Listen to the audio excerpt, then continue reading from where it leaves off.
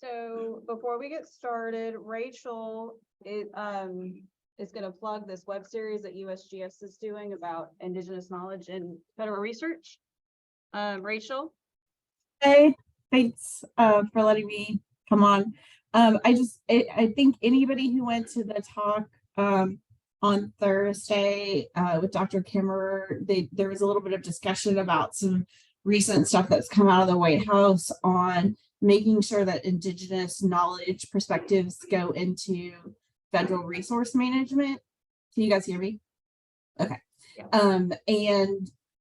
Dr. Falima, who I'm taking a class with right now in anthropology, had sent this series of webinars along, and some of it's about the second one is about integrating these new federal rules into the second one, understanding federal guidance on engaging with Indigenous knowledges. So there's a lot of people who participate in federal research and resource management here at KGS. So I'm definitely going to go to the April 20th one. They're all going to be recorded. So I'm happy to pass those along. And then there's a bunch of separate webinars on particular case studies that have happened around the United States. So anyway, happy to talk to folks who are interested in this, but just thought this is a really cool thing that USGS is doing. Thank you, Rachel. So yeah, if anybody is interested, Rachel has the link. She can send it to you. So, and with that, Monte is going to talk to everybody about geosteering. Let me set you up real quick. Here's. Do you see the mouse moving?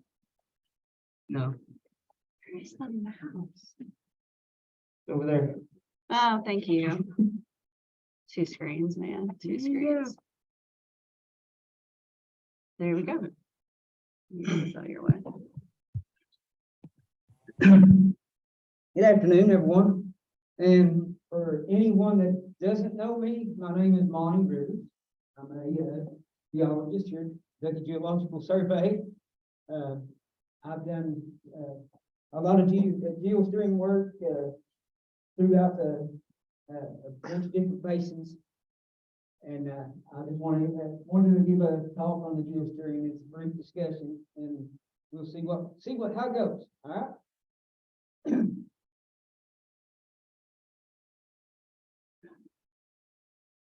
Next slide.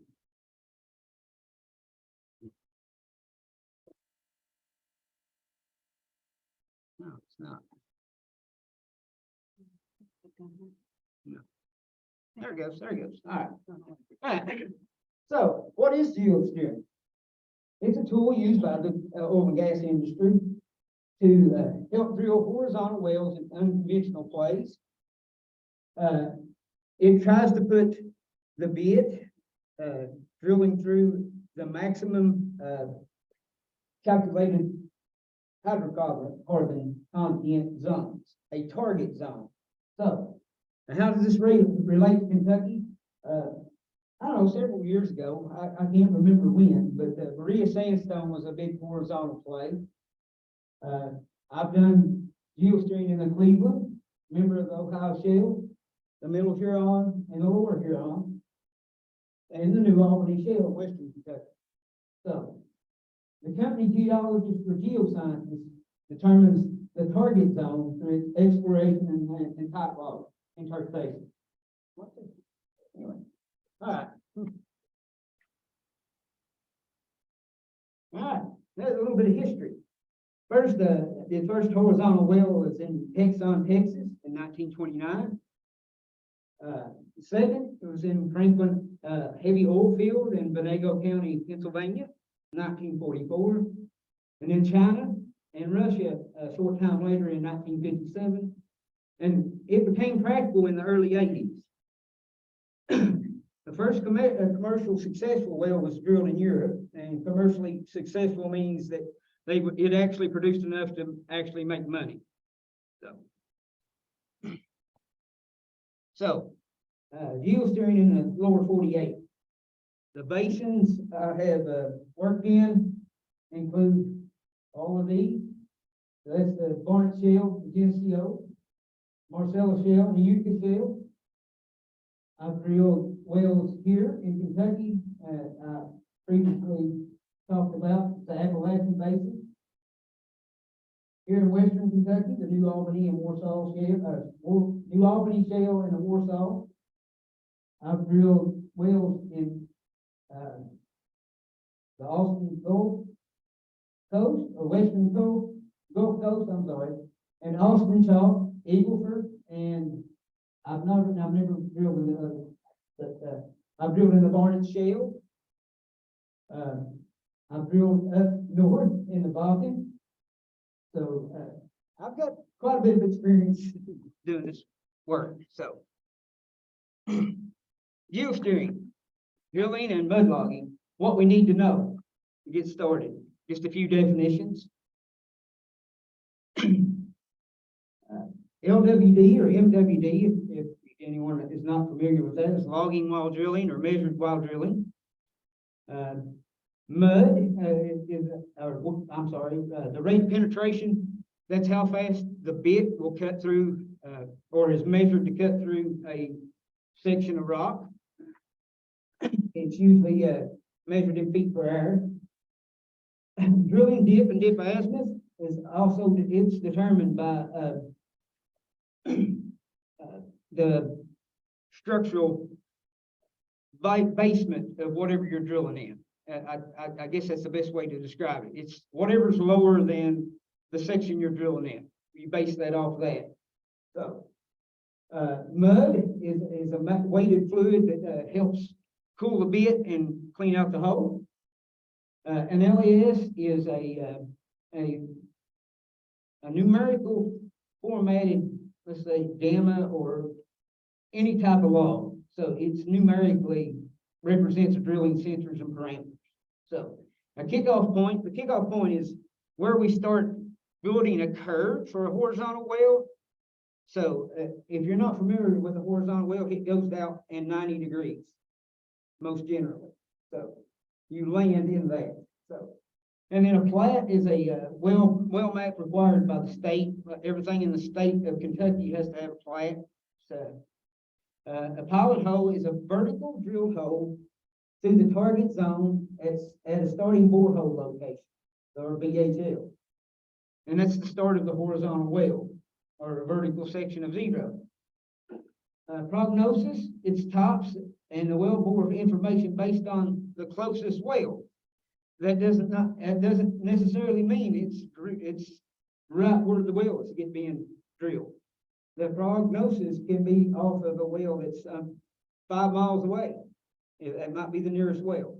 So, but the drilling plan is based off information from the prognosis. All right. The landing point, that's where we land the curve and go into a horizontal well.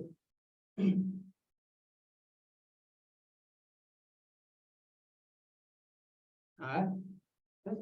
Types of drilling rigs. If no one's familiar with the types of drilling rigs, there's singles, which is super single. The ST-1200 is a double. It's what I would call a double, and then a triple, ST-1500. The differences is how much pipe they can handle. The single will handle 30-foot strands of pipe.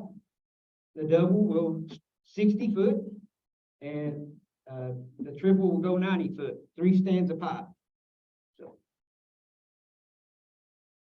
So, types of drilling. You can either drill on air or a weighted mud or a fluid. So, you've got two different diagrams of what you would see on a basic air setup, which is this here. You sit by a compressor, and that's usually, if you're mud logging or whatever, that's where they put you, right there by the compressor. So this kind of comes out, cleans the hole. You've got a line out here that is a flow line that goes out to a settling pond, and most likely you might have a sample catcher on the front of the drill string here, or this, and you can catch, actually it's got a handle on, you can catch samples out of it. All right. So data collection. So you gotta have the data to do any of this, and how they do that is they attach these sensors to, a borehole assembly. You can get inclination, pressure, resistivity, gamma, and directional, density, calibers, and porosity. Now, this is a little bit different. This is called a rotary steerable tool. And here's the dynamics and mechanics of it. But you can still have these same sensors. This sensor here is the directional sensor. It's 68 foot behind the bit. The gamma sensor is 52.3 feet behind the bit, which is what you usually steer with. So, and then you have near bit gamma, but it's, I say at the very least, not reliable. It usually goes out and you have problems with it. So, and it's also, this is a Halliburton Spurry Sun Geopilot, and it's got a helio core gears in it, so, and they can downlink this from their phone if they need to, the directional drillers, and you can turn it, I think it goes from like a half a degree to like 6 degrees, dog legs. So it's a pretty interesting tool. Drilling basics with my bent sub, which was the first thing I showed you all, and I'm sorry about that. I didn't explain that very well. But it's a bent sub motor and BHA. So what that means is you've got just a bend and a motor that drives the head of the bit. So it's all right. I'll just go through this. You drill down vertical with just a regular bit and vertical pipe through your target zone, and then you run casing and cement to protect freshwater aquifers and to support the blowout preventers and all the drilling operations. The blowout preventer is a safety, so if you hit a pocket of gas or something, they can actually close the well off. That's a blowout preventer. After the cement's cured, they start time drilling. Time drilling is usually drilling like a foot a minute or something like that. I mean, it's really slow. Maybe even slower than that. I can't remember the exact. Then once you get once the cement's cured, you start building the curve. You land the curve, place tools and horizontal BHA with a less aggressive bend, because once you land the curve, you don't have to make the big dog legs to do anything else. You just kind of move up and down in this formation. Well, mud logging is pretty important with all this. And at this point, they're supporting the drilling by checking for cement with phenolphthalein. Phenolphthalein is pretty cool. It turns the cement pink. It's got some jokester properties too. I'm going to throw that in. If you ingest it, it will make you run to the bathroom very frequently. So anyway, other duties include, I know this because I've seen it done. Other duties include catching cuttings, monitoring hydrocarbons, and detection of picking out tops and formations. So I gotta close this out. So where did I go to? Where is it? In slideshow.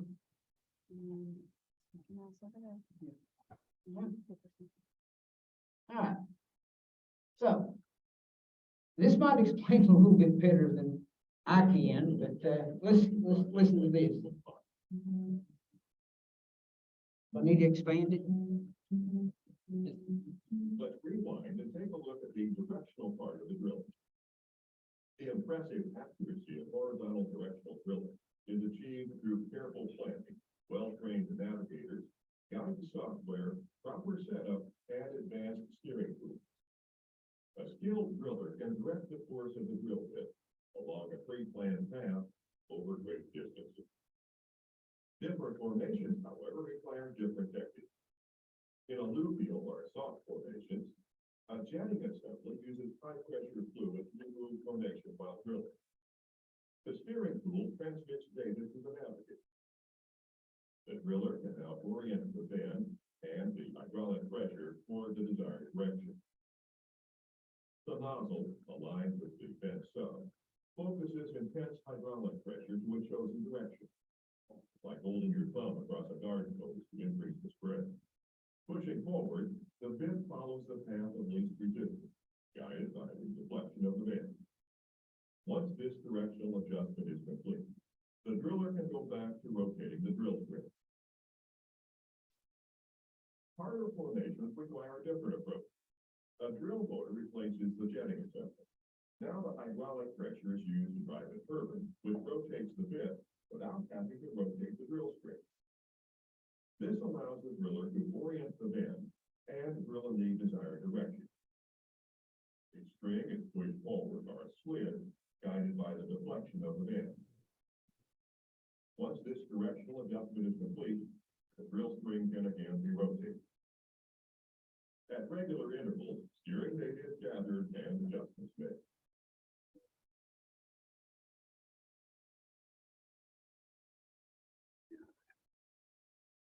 So, back open. Start slideshow.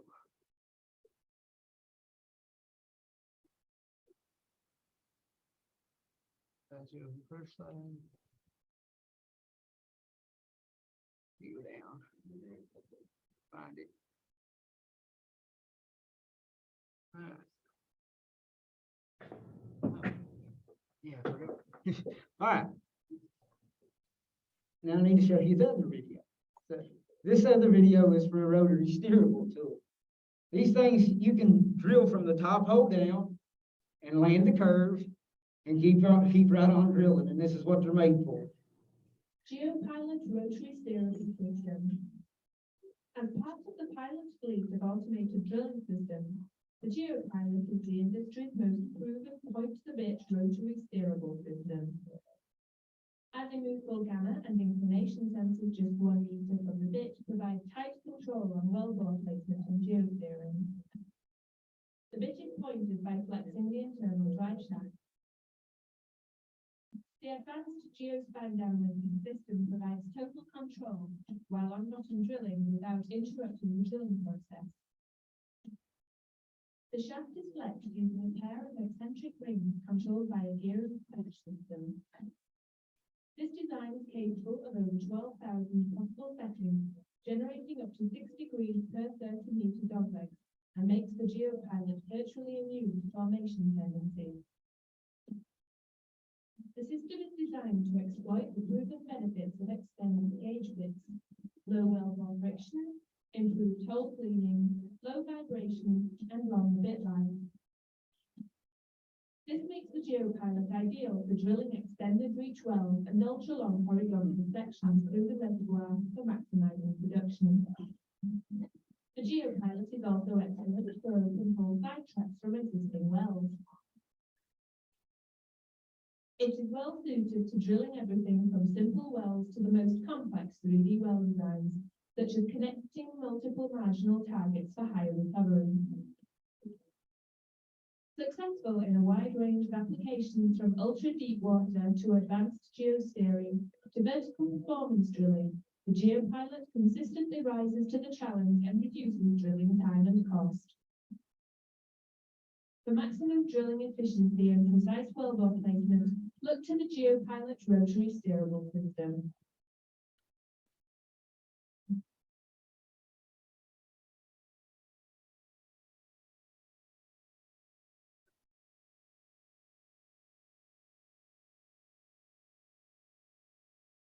Over here.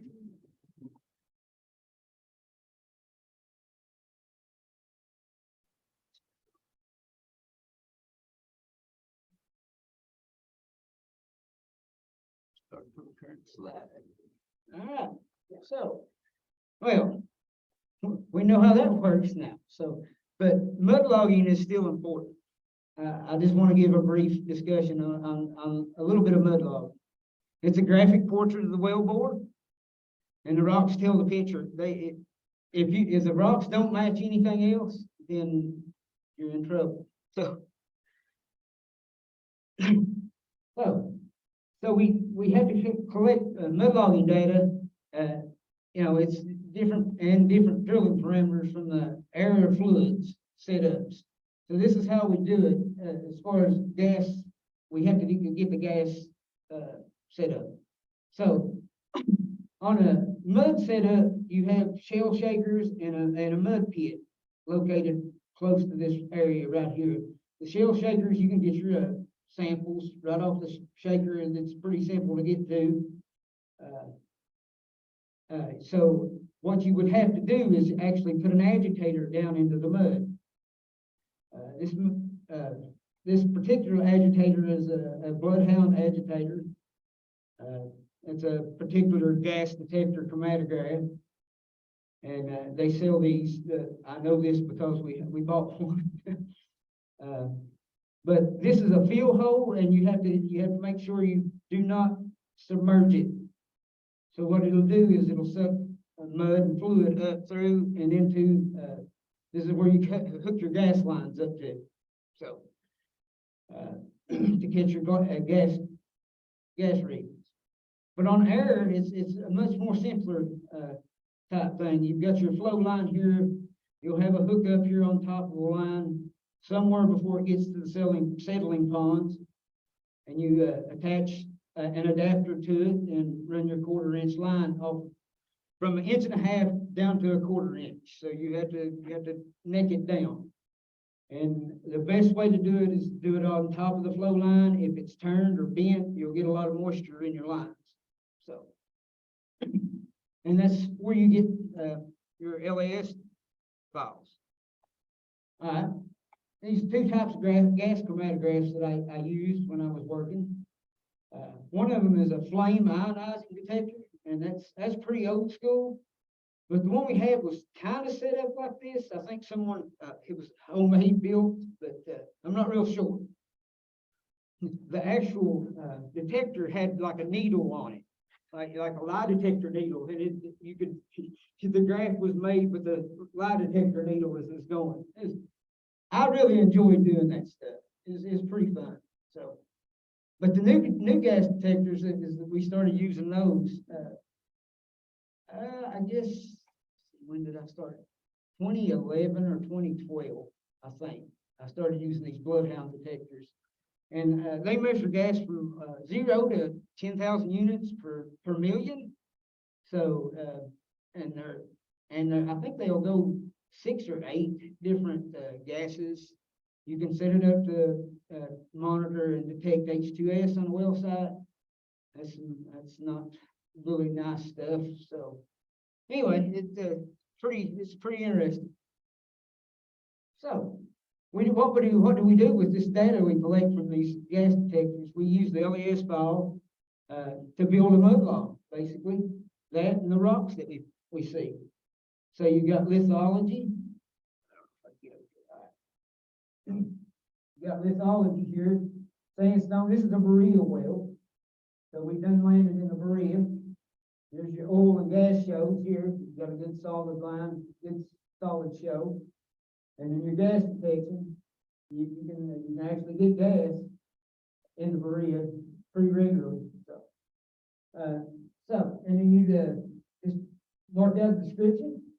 I don't know if y'all can read that or not, but you can see the blue haze and a light blue haze. That is a oil show. You do that. We used to use actually nail polish. I don't know if anyone's ever done that before, but you can actually get a cut and a stain with just acetone. So the nail polish. So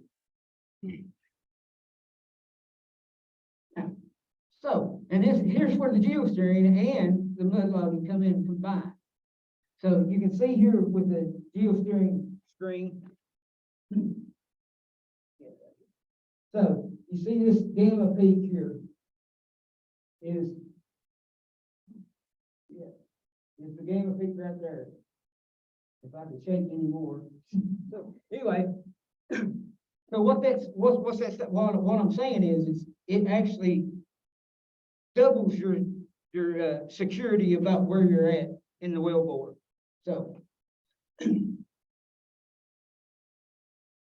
Now, let's talk about some geosteering. And what do we need to that geosteer? We need a digital or a LES, a numerical LES file with the tops and the target zone marked. It's preferable. Or you can send us a picture with something marked, and we can mark your type log that you supply us. And in this case, I don't know if we can see all this, but here's the top target zone.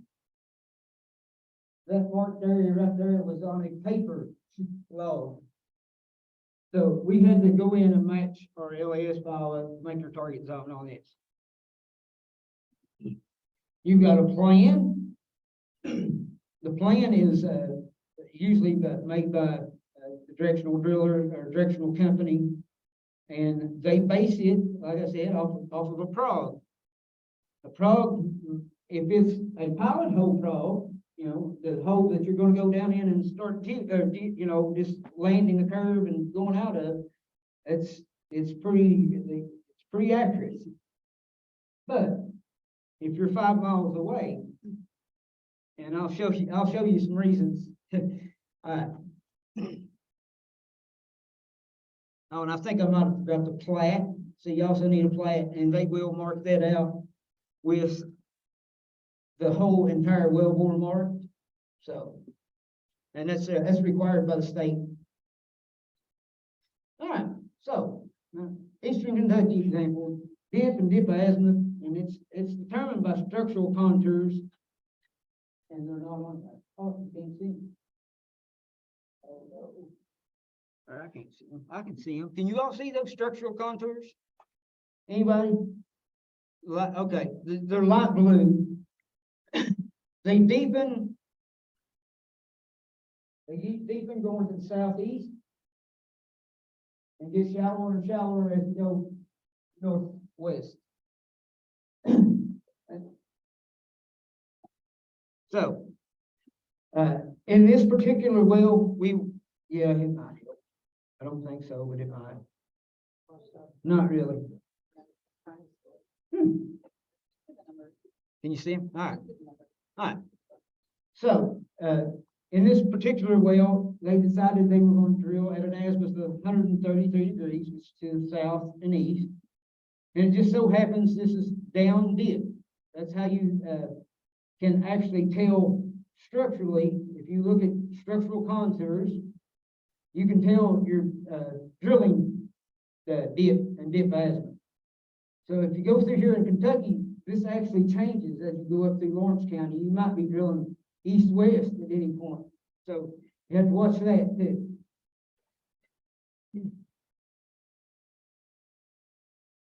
All right, and directional drillers, engineers, they say geology is constant, and the drilling plan will keep you right where you need to be all the time in the pay zone. Well, like I said, if everything is set up correctly, that's exactly what it'll do. Unless you hit a fault or the bed's thin or thickened. So we'll see. So I'm going to get started compiling a geosteering report. And what happens is you're in Eastern Kentucky and you're up on the top of a hill, Pike County, and there's no internet. So what you have to do is you run back and forth doing all your stuff, and then you have to get a USB drive and get your data. So you get your get your surveys and your LAS file from the MWD, and then come through and have to drive down the road and send out your report. It was fantastic times. So so what you do is you actually copy what they send you in the survey report. You copy the whole line, or you don't copy the whole line. You cover the measured depth, the azimuth, and inclination is what you do. And then when you do that, you paste it into SES and then calculate your surveys. So you paste it, you calculate, and then check. You have to go back and check with what they just sent you in the MWD sent you in their report, to make sure that all the numbers match, all right? If they do not match, either you've set the well up wrong, or they mislabeled things, and I've had to do that several times, well, a lot. So, they'll give you a survey and they have a number mistyped or something, and you'll go off, and you'll be off. Alright. Then you open up the LWD tab and import your LES file that you just got off your jump drive. And you pick your curves. You can, pick up, I think, 4 or 5 curves. Right there is just the gamma and measured depth. So calculate that.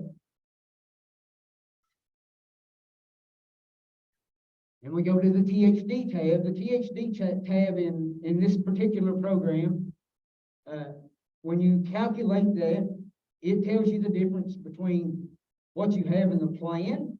So your directional drilling plan, and where you're at actually in the wellbore by matching whatever parameters you're matching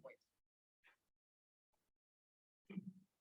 So after that, you have to, I just want to capture the photo and correlate, and you usually send that as a picture to prove where you're at anytime in the wellbore to the company geologist, and usually a mailing list. So, you add a geosteering block usually because this thing it's kind of weird. I don't know if y'all can see the start and end there. Can y'all see that? Probably not. All right. Well, in really light letters, there's start here and end there. Okay. The end point is where the actual measurements for this box come from. So what you have to do before you send out a report to be accurate, you have to actually stop it in the middle of the survey and add another block. And that'll give you your true depths, your true vertical depths, and measured depths, everything comes off that end plug. See what I've got here. All right, so, and then you get your data, you load it in, and you do a correlation. Going down the hole is kind of weird when you start building the curve. Gamma starts stretching and doing things that you don't want it to do just because of the angle of the hole. Sometimes you'll have to put in false faults to get to where you're supposed to be. So that's what these things are. And all it is it's just where the gamma had been stretched so much that you'll actually skip some parts of the gamma.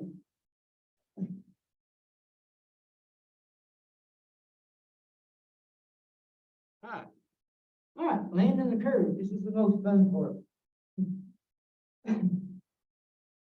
So you're landing the curve, you're doing mud logging, you're geosteering, you've got a directional plan, you've got a company man, you've got directional drillers, and everybody's in your ear. Where we're at, where we at, where we at, what do you need to do? Well, this is what happens. You correlate the best you can, and then you have to convince them where you're at. Because the plan is always right. Here's the plan. See the dashed line? Can y'all see that? This is where we're at. These are the actual surveys. So, you're looking at a 15, 20-foot difference right there. So, just start looking at that, anyway, the plan is not always right, is what I'm saying. So now we've landed in the target zone. That's fantastic. Now we're going to start correlating. So, and we do this by adding blocks and updating this LES file with our current LES that we get from the MWDs. and we have to match this gamut. And what happens is, if it does match and you blend it and you can stay exactly where you are, it'll just wrap. It'll go in and out, and it'll look like spaghetti. So I've drilled wells in Pennsylvania where it looked like this, and then all of a sudden it just leveled out and the whole well looked like that. It was just over and over and over. But he was 100% in the target zone, so. Alright, so, and we stay in the target by matching it, so. I explained that way too soon. But this is an example of a geosteering report. And at the time, our inclination was 88.7. We was drilling an azimuth of 135, which is a little off from what the plan was, but we're not using the plan anymore because, as you can see, the farther you go, the farther off it gets. So you finally just turn that plan off if it keeps doing that. Well, like I said, drilling with directional drillers. This is how they figure up the well by zero vertical section. And what that means is zero vertical section for a horizontal well is top dead center of where you're drilling, vertical, straight down. And as you drill out, the vertical section climbs. So, or it could actually minus. I've seen them drill wells out and around other wells so they can meet parameters for the state's guidelines of how far wells have to be apart. So you can drill out and around and get where you need to go. So these drillers' directions here are all calculated through zero vertical section.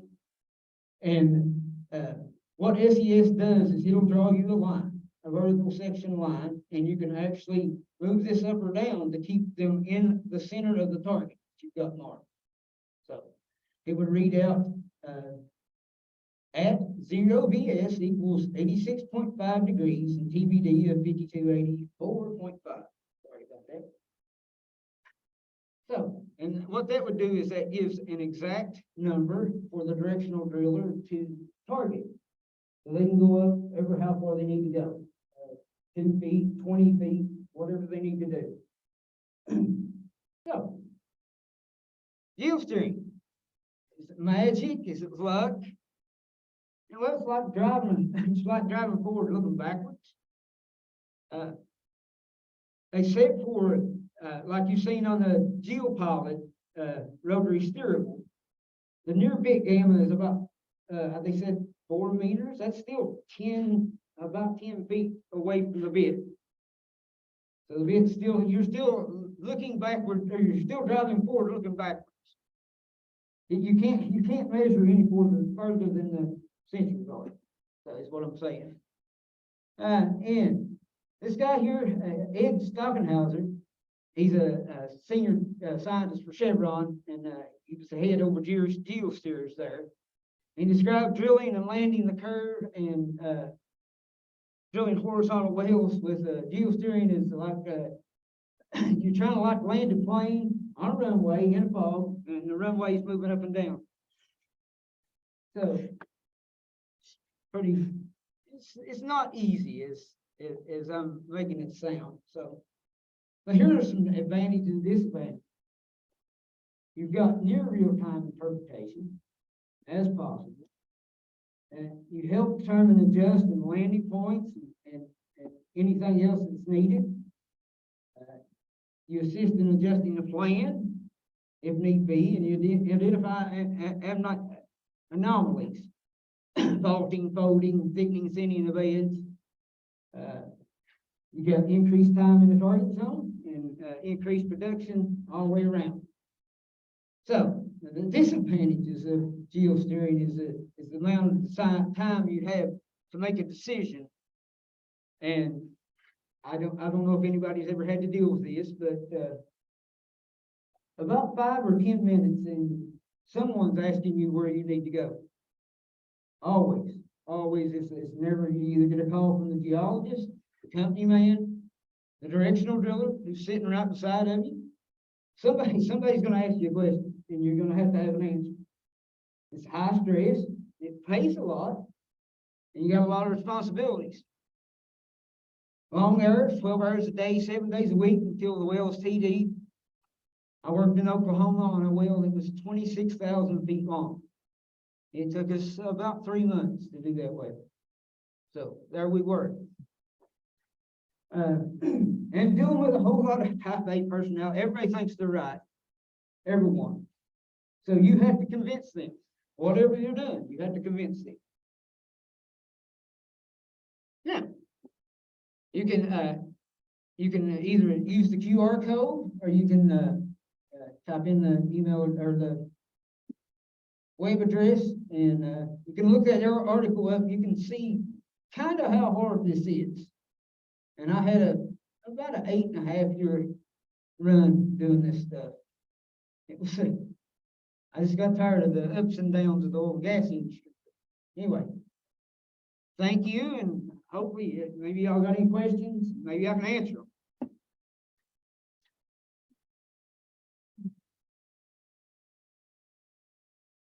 Anybody? Yes, Miss Carey. A lot of different horizontal flats because I go safety check, and one time we got in a flat for a single platform, they're gonna go down, and then they went out in 4 directions, and then off of those, they would feather individual tracks, so the actual footprint, you know, down in the target formation was crazy. There was like 15 different endpoints and 15 kickoff points on that main track. Yes, ma'am. All that with the same type of drill bit, just it takes forever. Each track is its own plan. Well, they will try to reuse them if they can. So, but yeah, that each track usually, if you veer off or you have to do a side track, depending on, you know, the condition of the bits or whatever, what you're describing is a side track. You can sidetrack, you can do pinwheels if you want. So I've seen pinwheels, so spirals, you know, out each way. But yeah, you It just adds to the amount of time. yeah, that's it. So yeah. Anyone else? Yes. Kind of related to this, so on our website, we have the as permitted line Yes. playing, and I've tried to explain that the as permitted, as the, Mhm. how off are those lines? Because we don't get the,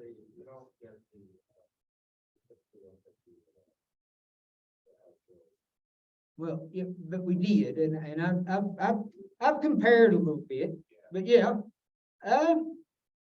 you have to really blow up. I mean, they're at such a scale, but if you blow up, yes, you will see this number going through the as planned.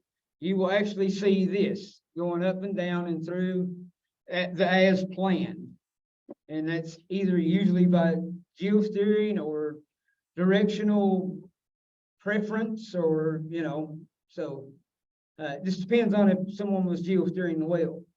So, but yeah, yes. So since the sensors are 4 meters back from the pit, right? Yeah. It's going forward, right? Uh-huh. You get out of your target zone, how, so you get to travel that 4 meters before you realize it, one, say it fits or something, right? Whatever. How long does it take to recognize that you're out of the target zone, and like how sharply do you correct back into it before you level back out? Like, what's that length of core and drilling process? Okay.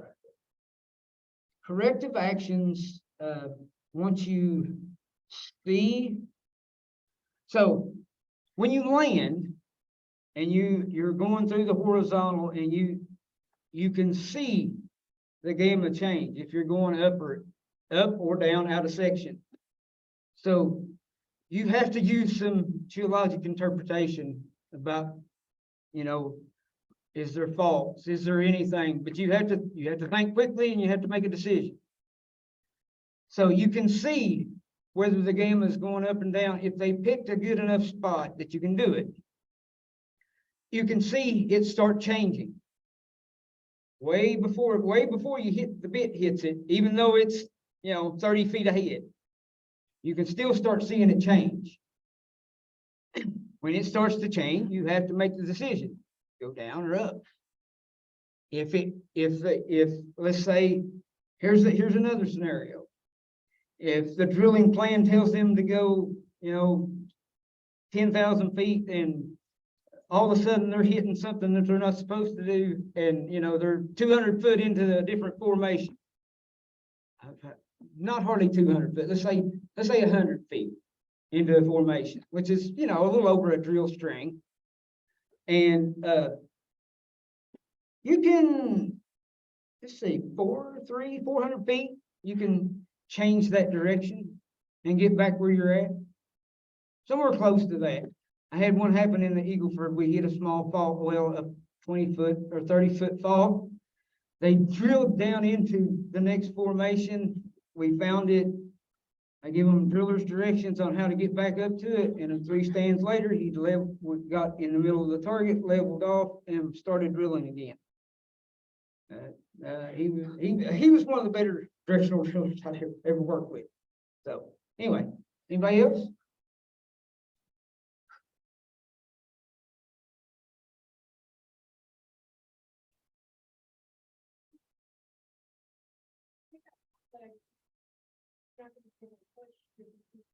Down into the well. So you might have to de-drill a section if you're making that direction. That's why it's taking a lot of time, a much more shallow kind of angle to get back to where you want to be. Yes, sir. Yeah, 2 questions actually on the Rio here in Kentucky. Yes. I know you have experience in that. What was the typical target zone that you were given for an average Rio well? You recall? 15 to 20 feet. I'm pretty sure 15 to 20 feet. Yeah, yeah. They pretty much, they pick a zone and that they had good luck with on a previous well, and yeah, they kept it pretty tight on most of it, but they wanted to bob in and out of that 20 foot zone. So you're all the time having to tell them, either go up or down, and that I don't know why they did that, but anyway. Might be something to do with fracturing the well more completely. I don't know for sure. Okay. Second question, if you ever look at the Korea outcrop, it's very heterolithic, interbedded sandstone shale. Did you ever feel like the pit was trying to follow the shale interbed or to keep it in the sand, or it seems like it would try to follow the shales and not sand? Yeah. No, I mean, that might be the reason they were bobbing up and down so much, Dave. They might be hitting the shell, and then have to go up and down. That might be a reason. I never knew why. That might be a reason. I mean, you get interbedded shales as you're getting your cuttings back, and you get, shales, and then you'd hit a good clean sandstone for a while, and then it'd come in mixed again. So, but anyone else? So how long are pit wise you going vertical? How long does it take you to get to the horizontal? And All right. Some of the shallowest stuff is here in Kentucky. It's Greene County. TBD wise, I'm going to say 900 feet, but I think there's some more shallow. So you've got about 900 feet. So you're going to start building the curve basically from the get-go on those wells. So yeah, so that you can actually put pipe in the ground and produce. So, but yeah, about that. I know there's more shallow ones. I've seen them, but I'm not gonna say for sure because I can't remember really, but I think I've seen it. Anyone else? Yep. Okay.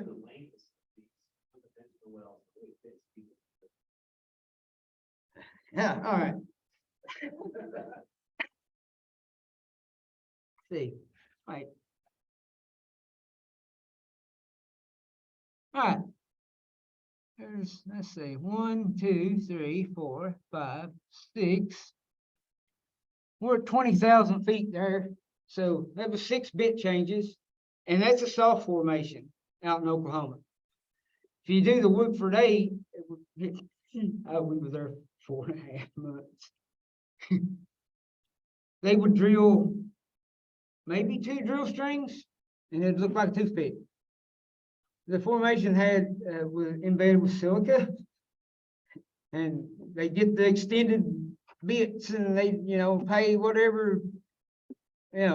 We spend a lot of time.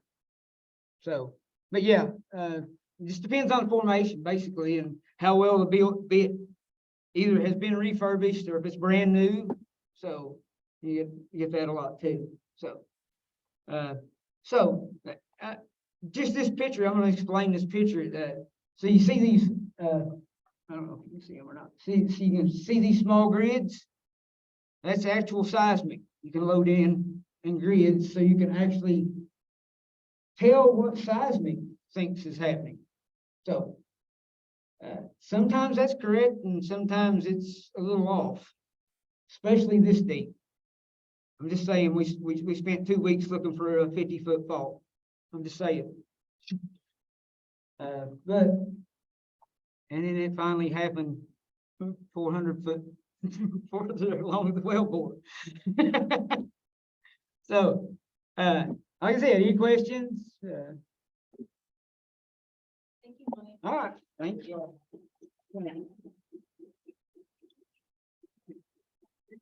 Yay.